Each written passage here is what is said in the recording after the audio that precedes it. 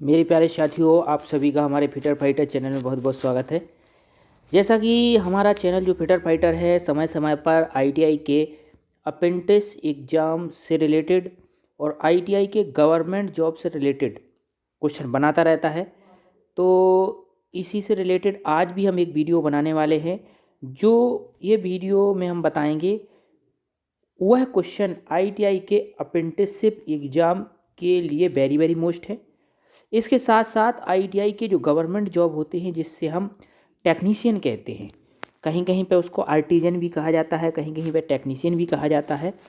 तो आज का वीडियो ये हमारे अप्रेंटिसशिप के एग्ज़ाम के लिए काफ़ी इम्पोर्टेंट है और आईटीआई के गवर्नमेंट जॉब के लिए भी इम्पोर्टेंट है। और आज हम टॉप 10 एमसीक्यू बताएंगे, यानी आज हम 10 क्वेश्चन बताएंगे और 10 क्वेश्चन के आंसर भी समझाएंगे। उसके साथ साथ कुछ और इम्पोर्टेंट चीज़ें जो होंगी आपकी ट्रेड थ्योरी से रिलेटेड, आईटीआई के एग्ज़ाम से रिलेटेड, वो भी आपको बताएंगे।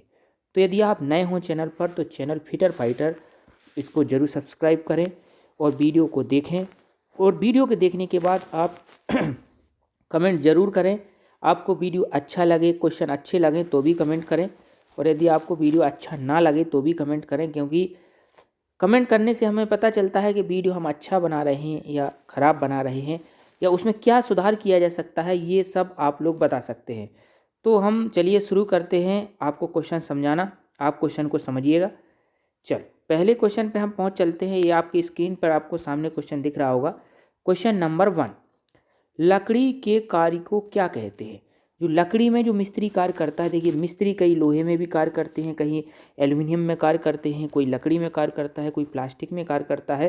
तो इस क्वेश्चन का मतलब है लकड़ी का कार्य करने वाले कारीगर को हम क्या कहते हैं? What is the work of would called?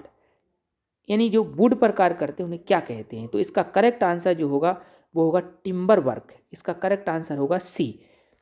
जो टिम्बर वर्क हम उसे कहते हैं जो लकड़ी का कार्य करता है। और टिम्बर वर्क जो है लकड़ी के जो फर्नीचर वगैरह होते हैं या लकड़ी के कोई फिटिंग होती है वो कार्य करते हैं, उसे टिम्बर कहा जाता है। अब प्लम्बर आप जानते ही होंगे, प्लम्बर जो पाइप फिटिंग वाला होता है उस प्लम्बर कहते हैं। फोर्जर जो होता है वो फोर्जिंग का कार्य करता है, उसे हम फोर्जर कहते हैं। और फिटर तो आप जानते ही होंगे, जो फिटिंग का काम करता है उसे हम फिटर कहते हैं।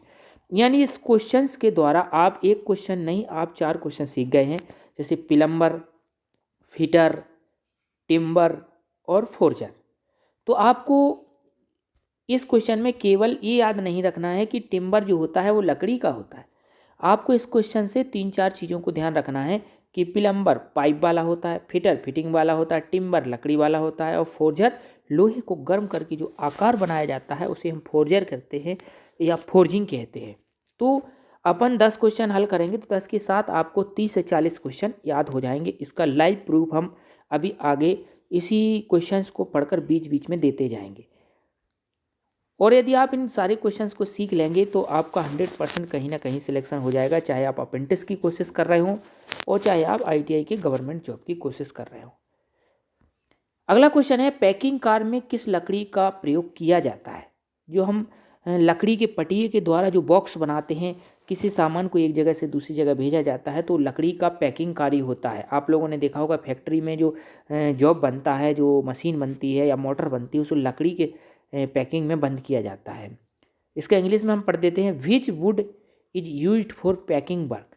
यानी पैकिंग वर्क में किस लकड़ी का प्रयोग करते हैं? तो उसमें चीड़ की लकड़ी का उपयोग किया जाता है। आप याद कर लीजिए, पैकिंग जो बॉक्स बनाए जाते हैं लकड़ी के, उसमें चीड़ की लकड़ी का इस्तेमाल होता है। नेक्स्ट क्वेश्चन चलते हैं, 3rd नंबर क्वेश्चन, शुद्ध लोहे में कौन सा स्ट्रक्चर होता है? What structure does pure iron have? यानी जो हमारा प्योर आयरन होता है, प्योर आयरन में कौन सा स्ट्रक्चर होता है? अब स्ट्रक्चर आप समझ लीजिए, उसका जो क्रॉस सेक्शन होता है उसमें किस प्रकार का ग्रेन्स होते हैं। तो ग्रेन्स कई प्रकार के होते हैं, जैसे इसमें दिए गए ऑप्शन में देखिए, पहला दिया क्रिस्टलाइन, फिर ग्रेनुलर दिया है, फिर फाइब्रस दिया है और ऑल एबव दिया है। तो देखिए सबसे पहले हमें शुद्ध लोहा समझना पड़ेगा। तो शुद्ध लोहा जो होता है वो होता है रॉट आयरन। शुद्ध लोहा आप लोगों ने सुना होगा, तो सबसे शुद्ध लोहा क्या होता है? रॉट आयरन होता है। तो रॉट आयरन का कौन सा स्ट्रक्चर होता है? तो रॉट आयरन का फाइब्रस स्ट्रक्चर होता है। तो इसका करेक्ट आंसर हो जाएगा सी। यानी शुद्ध लोहे में कौन सा स्ट्रक्चर होता है? फाइब्रस स्ट्रक्चर क्योंकि रॉट आयरन सबसे शुद्ध लोहा होता है और रॉट आयरन का स्ट्रक्चर होता है fibrous. C answer correct answer हो जाएगा। इसके बाद अब देखिए, इसमें हमें दूसरे भी समझना पड़ेंगे। दूसरे क्या समझना पड़ेंगे कि क्रिस्टलाइन किसका होता है, ये आंसर कब होगा। तो क्रिस्टलाइन होता है कास्ट आयरन का। कास्ट आयरन आप लोगों ने एक मेटल सुना होगा, कास्ट आयरन का स्ट्रक्चर क्रिस्टलाइन होता है। और ग्रेनुलर किसका होता है, स्टील का होता है। तो स्टील का ग्रेनुलर हो गया, कास्ट आयरन का क्रिस्टलाइन हो गया, और रॉट आयरन जो अभी अभी मैंने बताया था रॉट आयरन का फाइब्रस हो गया। तो इस क्वेश्चन का तो करेक्ट आंसर सी है, लेकिन कास्ट आयरन का क्रिस्टलाइन है और स्टील का ग्रेनुलर है। तो एक आपको इसमें इस क्वेश्चन में आपको 2 क्वेश्चन और याद हो गए साथ साथ में। क्योंकि कई बार क्या होता है कि देखिए, जैसे जो क्वेश्चंस का हमने आंसर याद किया, लेकिन उससे अलग वाला क्वेश्चन भी कई बार आ सकता है, क्योंकि जितने ऑप्शन होते हैं वो भी किसी ना किसी क्वेश्चन के आंसर ही होते हैं, ठीक है ना। क्योंकि वो समथिंग समथिंग में लिख दिए जाते हैं हम सभी स्टूडेंट को कंफ्यूज करने के लिए। चौथा क्वेश्चन हम पढ़ते हैं, कास्ट आयरन में कार्बन परसेंट कितना होता है।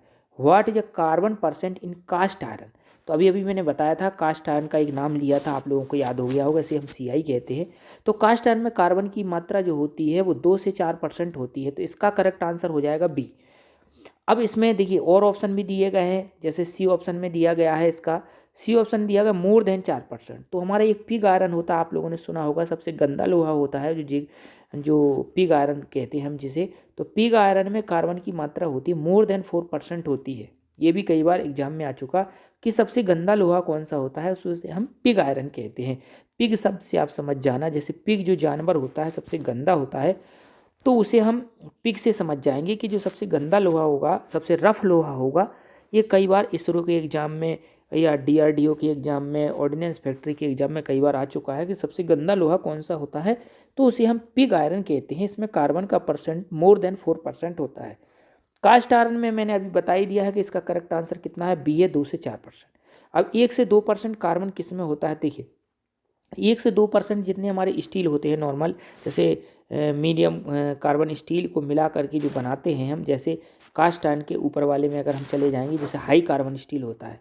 हाई कार्बन स्टील जो होता है जिसे हम SCS कहते हैं, हाई कार्बन स्टील में 0.75 से लेके 1.5% तक कार्बन होता है। तो लगभग ये रेंज 1 से 2% वाली जो बन जाएगी वो हाई कार्बन स्टील की बन जाएगी। तो इसका करेक्ट आंसर मैंने आपको बता दिया था, कास्ट आयरन में कार्बन की मात्रा कितनी होती है, 2 से 4%। वेरी वेरी मोस्ट क्वेश्चन है, हमेशा आता रहता है।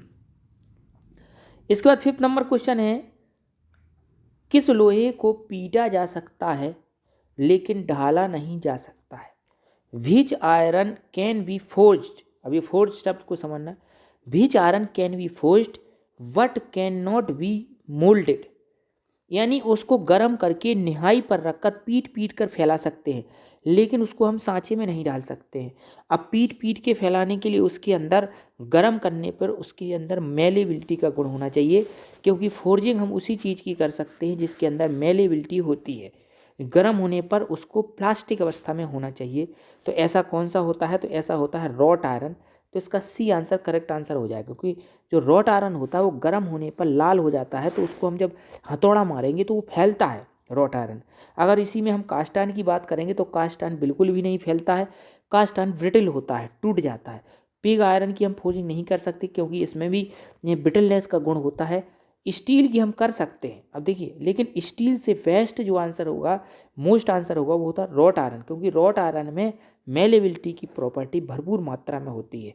तो इसका जो करेक्ट आंसर हो जाएगा वो रॉट आयरन हो जाएगा। अगर हम इस क्वेश्चन को उल्टा कर दें, ये कर दें कि उसे हम मोल्ड कर सकते हैं लेकिन फोर्ज नहीं कर सकते, उल्टा कर दो इसको, तो उल्टा कर देंगे तो उसका करेक्ट आंसर हो जाएगा फिर कास्ट आयरन, क्योंकि कास्ट आयरन को हम मोल्ड कर सकते हैं लेकिन फोर्ज नहीं कर सकते हैं, क्योंकि उसमें ब्रिटलनेस होती है। यानी कि इसमें 2 क्वेश्चन आपके बन जाते हैं कि जिसको हम फोर्ज कर सकते हैं लेकिन मोल्ड नहीं कर सकते हैं, तो इसका करेक्ट आंसर होगा रॉट आयरन। लेकिन अगर हम इसको उल्टा कर दें कि इसको मोल्ड कर सकते हैं लेकिन फोर्ज नहीं कर सकते हैं, तो इसका करेक्ट आंसर होगा कास्ट आयरन। ठीक है ना। तो इन दोनों क्वेश्चन को दिमाग से समझ लीजिए, क्योंकि देखो भाई, अगर आपको नौकरी चाहिए तो आपको ब्रिलियंट थोड़ा बनना पड़ेगा। यदि एक शब्द का हेर फेर कर दिया और आपका अगर एक क्वेश्चन भी बीच में गलत हो जाता है तो इसमें नौकरी जाने का खतरा बढ़ जाता है। तो हम उसको इतनी बारीकी से समझें क्वेश्चन को कि क्वेश्चन में मिस्टेक होने का चांस 0 टॉलरेंस में होना चाहिए। क्योंकि आज के समय में जीरो टॉलरेंस में यदि आप पढ़ाई करोगे तभी सक्सेस हो पाओगे, क्योंकि आजकल की कंपनियों को हमारी सरकार ने जीरो टॉलरेंस की नीति अपनाने को दिया गया है। जीरो टॉलरेंस का मतलब होता है हमारा कोई भी जॉब रिजेक्ट ना हो। तो हम अगर जीरो टॉलरेंस की नीति को लेकर के यदि पढ़ाई करेंगे, अच्छे से किसी क्वेश्चन को समझेंगे कि कौन सा ऑप्शन कब सही होगा, तो आपका 100% जो आपका लक्ष्य है, चाहे वो अप्रेंटिस का लक्ष्य हो, चाहे वो आपका गवर्नमेंट जॉब का लक्ष्य हो, सारे लक्ष्य आपके पूरे हो जाएंगे। लेकिन आपको थोड़ा सा उस चीज़ को बारीकी से समझना पड़ेगा। तो हम उसी बारीकी को ध्यान में रखते हुए छठवां क्वेश्चन पढ़ लेते हैं। डेड माइल्ड स्टील में कार्बन परसेंट कितना होता है? What is the carbon percent in dead mild steel? अब एक माइल्ड स्टील होती है जिसे हम डेड माइल्ड स्टील कहते हैं। अब डेड का मतलब होता है मरा हुआ, ठीक है ना। तो डेड माइल्ड स्टील ऐसी माइल्ड स्टील होती है जिसमें कार्बन की मात्रा बहुत कम होती है। एक नॉर्मल माइल्ड स्टील होती है, एक होती है डेड माइल्ड स्टील। तो जो नॉर्मल माइल्ड स्टील होती है वो होती है बी, 0.15 से 0.25, जो नॉर्मल वाली माइल्ड स्टील होती है, ठीक है। लेकिन जो डेड माइल्ड स्टील होती है उसका करेक्ट आंसर होगा ए, जिसमें लेस देन 0.15। अब देखिए इसमें पॉइंट नहीं लगाया गया, मैं पॉइंट लगा देता हूँ। जिस स्टील में कार्बन की मात्रा 0.15, पॉइंट मैंने लगा दिया, 0.15 से कम कार्बन होता है उसे हम डेड माइल्ड स्टील कहते हैं। अब मैं बता देता हूँ, ये हो गया आपका डेड माइल्ड स्टील जिसमें 0.15 से कम होती है, देखिए कम है। ये नॉर्मल माइल्ड स्टील हो गया आपका, ठीक है ना। ये हो गया आपका medium carbon steel, medium carbon steel, ठीक है ना। इसे हम लो कार्बन स्टील भी कहते हैं माइल्ड स्टील को, ठीक है ना, छोटा वाला। इसके बाद 0.75 से 1.5 तो होता है हाई कार्बन स्टील, जो मैंने अभी पिछले क्वेश्चन में आपको बता दी। तो ये आंसर, इसका करेक्ट आंसर होगा डेड माइल्ड स्टील। यानी कि आप लोगों को किताबों में 3 चीज़ पढ़ने को ही मिलेगी, low carbon, medium carbon, high carbon. लेकिन आपको डेड माइल्ड स्टील किसी किसी अच्छी बुक में आपको मिल जाएगी। और वही क्वेश्चन में जो अच्छे अच्छे क्वेश्चन मैंने पढ़ रखे हैं वही आप लोगों को बताता रहता हूँ, क्योंकि मुझे लगता है कि आप लोग यदि ये क्वेश्चन पढ़ लोगे तो आपको कहीं भटकना नहीं पड़ेगा, बिल्कुल भी परेशान नहीं होना पड़ेगा। अगला 7 नंबर क्वेश्चन है, आईटीआई का पूरा नाम क्या है? देखिए ये क्वेश्चन मैंने नॉर्मली रखा था क्योंकि हम सभी आईटीआई कर लेते हैं, लेकिन कई बच्चे ऐसे मुझे मिले हैं आईटीआई वाले जिन्हें आईटीआई का फुल फॉर्म नहीं आता है। जब वो हमारे बीएचईएल झांसी के अंदर, बीएचईएल झांसी में जब वो अप्रेंटिस करने आते हैं तो बड़े ही शो ऑफ में रहते हैं वो। तब वो जब हमारी मशीन पे आते हैं बीएचईएल झांसी में तो हमसे बातचीत करते हैं तो उन्हें ऐसा लगता है कि जैसे वो बहुत ज़्यादा शो ऑफ किसी चीज़ को कर रहे हैं। तो हम उनको आराम से उनसे आईटीआई का फुल फॉर्म पूछते हैं। तो कोई आईटीआई का फुल फॉर्म, कोई बंदा क्या बताता है, इंडियन ट्रेनिंग इंस्टीट्यूट, कोई बताता है इंडस्ट्रियल ट्रेनिंग इंस्टीट्यूट, कोई बताता है इंडस्ट्रियल ट्रेनिंग ऑफ इंडिया, और कोई कुछ नहीं बता पाता है, बोलने से मना कर देता है कि भाई हम बीएचईएल झांसी में अप्रेंटिस करने आए हैं, टेस्ट पास करके आए हैं। और भैया ने आकर के खिंचाई चालू कर दी। तो भैया इस चीज़ से हमें बिल्कुल भी नहीं डरना है, हमें तसल्ली से जवाब देना है। तो आईटीआई का जो फुल फॉर्म है वो है इंडस्ट्रियल ट्रेनिंग इंस्टीट्यूट। तो इसका बी आंसर करेक्ट आंसर हो जाएगा, इंडस्ट्रियल ट्रेनिंग इंस्टीट्यूट, ठीक है ना। तो आप लोग याद कर लीजिए, ये मैंने कॉमन सा क्वेश्चन डाला था। इसके बाद है 8वां नंबर क्वेश्चन, आग किससे मिलकर बनी होती है? भाई इस क्वेश्चन में आप जितने जितने वेरी मोस्ट लगा लो उतने कम है। चाहे भोपाल बीएचईएल का अप्रेंटिस का पेपर हो, भोपाल बीएचईएल का अप्रेंटिस का पेपर हो, चाहे झांसी का हो, चाहे इंडियन ऑयल का हो, चाहे हमारे इसरो का एग्ज़ाम हो, चाहे हमारा बीएआरसी का एग्ज़ाम हो, सब के लिए वेरी वेरी मोस्ट है, ठीक है ना। तो इस क्वेश्चन को आप कभी ना भूलें, कॉम्बिनेशन ऑफ फायर, ठीक है ना। तो इसमें देखिए कॉम्बिनेशन ऑफ फायर होता है, इसमें 3 चीज़ होती हैं, ठीक है ना। एक जगह O2 रहता है, एक जगह फ्यूल रहता है, और एक जगह टेम्परेचर होता है, हीट होती है, जिसे हम हीट कह देते हैं। तो हीट, ऑक्सीजन और फ्यूल। तो पहले ऑप्शन में देखते हैं, देखिए फ्यूल, हीट, CO2 दिया गया है, तो पहला ऑप्शन गलत हो गया। दूसरे ऑप्शन को देख लेते हैं, फ्यूल, ऑक्सीजन, O2, ये भी O2, ऑक्सीजन 2 बार दे दिया, ये भी गलत हो गया। इसके बाद फ्यूल, हीट, टेम्परेचर, तो इसमें देखिए हीट भी दे दिया, टेम्परेचर भी दे दिया, तो ये भी आपका गलत हो गया। इसके बाद लास्ट ऑप्शन डी आंसर इसका करेक्ट होगा, क्योंकि जब 3 गलत हो गए तो चौथा करेक्ट होगा। फिर भी हम देख लेते हैं, fuel, heat, oxygen, D answer perfect answer होगा। तो इस तरीके से आपको क्वेश्चन को समझना है ध्यान से और अच्छे से हल करना है, क्योंकि भाई देखिए जब ताप होगा, ऑक्सीजन होगी और हमारे पास ईंधन होगा, लकड़ी होगी या कोई भी ईंधन होगा, गैस होगी, तभी आग का निर्माण होगा। तो इस तरीके से आप अपने कॉन्सेप्ट को क्लियर करते हुए चलें तो आपको जरूर समझ में आ जाएगा। अगला 9 number question, identify this extinguisher. ये एक्सटिंग्यूशर का चित्र मैंने बना रखा। इस एक्सटिंग्यूशर का आपको नाम बताना है कि कौन सा एक्सटिंग्यूशर है। तो इसका करेक्ट आंसर है CO2 एक्सटिंग्यूशर, क्योंकि CO2 एक्सटिंग्यूशर में इस तरीके का माइक लगा होता है। देखिए ये ब्लैक रंग का माइक लगा हुआ है, ये माइक लगा हुआ है, आपको दिख रहा होगा। देखिए ये माइक लगा हुआ है, ये इस तरीके की कोनिकल होता है, जिससे क्या होता है, इस कोनिकल लगे होने से जो CO2 गैस होती है वो बहुत ही ठंडी होती है। जब हम इसका छिड़काव करते हैं आग के ऊपर, तो ये छिड़काव करते समय क्या होता है, हमारी तरफ नहीं आता कि सीधे आग पर जाता है। इस तरीके से इसमें हम इसको जब छिड़काव करते हैं तो इसको इस तरीके से आग के ऊपर कर लेते हैं। इस तरीके से देखिए मैं इस तरीके से आगे कर लेते हैं। मान लीजिए इधर आग लगी हुई है तो इस पर इस तरीके से छिड़काव होता है। बहुत ठंडी होती है ये।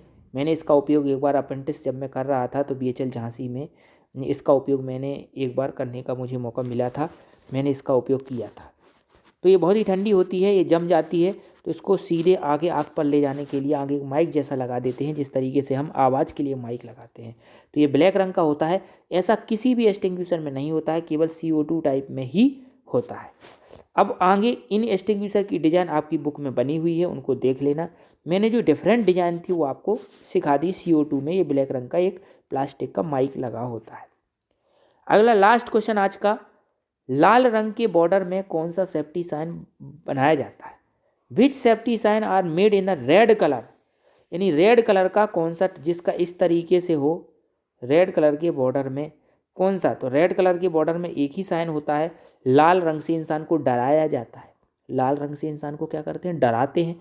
तो डराने के लिए कौन सा साइन होता है भाई? डराने के लिए होता है निषेध साइन। इसमें एक तिरछी डंडी होती है, इस तरीके की रेड रंग की तिरछी डंडी होती है, ठीक है ना। इस तरीके का जो साइन होता है उसे निषेध साइन कहते हैं। तो इसका करेक्ट आंसर होगा रेड रंग का हो गया निषेध साइन। अब इसमें और भी कई साइन होते हैं, जैसे ये इन्फॉर्मेशन साइन जो होता है वो हरे रंग का होता है, इन्फॉर्मेशन साइन जो होता है, ठीक है ना। वार्निंग साइन रहते हैं वो पीले रंग के रहते हैं, काले रंग का उसमें चित्र बना होता है। और जो आदेशात्मक साइन होते हैं वो नीले रंग के होते हैं, ठीक है, उसका बैकग्राउंड सफ़ेद होता है। तो इसका करेक्ट आंसर जो है आपका होगा निषेध साइन, जिसे हम प्रोहिबिशन क्या बोलते हैं, प्रोहिबिशन, प्रोहिबिशन मार्क, जिसको हमें नहीं करना है, जिसको हमें नहीं करना है। ऐसा गोल ऐसा बना होता है, उसमें तिरछी डंडी बनी होती है। जैसे इस तिरछी डंडी के बीच में एक मोबाइल बना दिया जाए, इसका मतलब हमें पेट्रोल पंप पर मोबाइल का इस्तेमाल नहीं करना है, निषेध साइन। तो रेड कलर से, रेड बॉर्डर से आपको समझना है निषेध साइन। तो दोस्तों ये रहे हमारे 10 क्वेश्चन। आप लोगों को मैंने समझाए। समझाने का तरीका आपको जैसा लगे, अच्छा लगे बुरा लगे, आप बड़ा भाई छोटा भाई समझ कर के हमें ज़रूर कमेंट करें, बताएं, तो हमें ताकि और मोटिवेशन मिले और हम अच्छे अच्छे वीडियो आप लोगों के लिए बनाएं। क्योंकि हमें वीडियो बनाने में और आप लोगों तक ये बातें पहुंचाने में अच्छा लगता है। और वीडियो यदि आपको थोड़ा बहुत अच्छा लगे तो वीडियो को लाइक करें, शेयर करें और चैनल फिटर फाइटर को सब्सक्राइब करें, क्योंकि हम ITI वाले बच्चों के लिए कुछ ना कुछ जानकारी वाली चीज़ें बनाते रहते हैं। आज के लिए इतना ही। नेक्स्ट वीडियो हम अपलोड करेंगे फिर से 10 क्वेश्चन का। जय हिंद, जय भीम, जय भारत।